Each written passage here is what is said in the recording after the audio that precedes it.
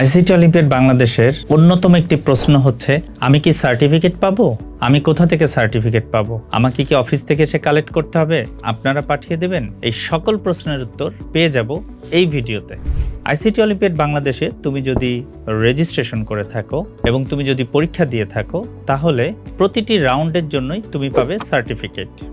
Certificate পেতে হলে তোমাকে ড্যাশবোর্ডে লগ ইন করতে হবে এবং সেখানে গেলে তুমি অনেকগুলি বাটনের মধ্যে একটি বাটন পাবে, সার্টিফিকেট বাটন।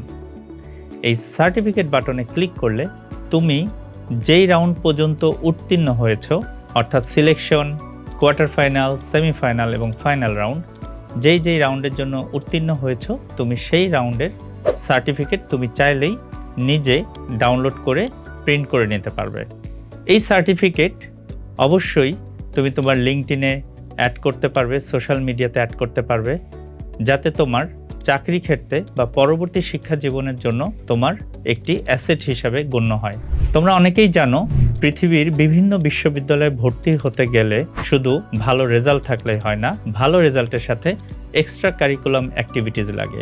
এই সার্টিফিকেট সেই রকম একটি শক্তিশালী সার্টিফিকেট হিসাবে তোমার শিক্ষা জীবন, চাকরি জীবন বা ব্যবসায়িক জীবনে একটি অন্যতম অ্যাসেট হিসাবে তোমার পাশে থাকবে।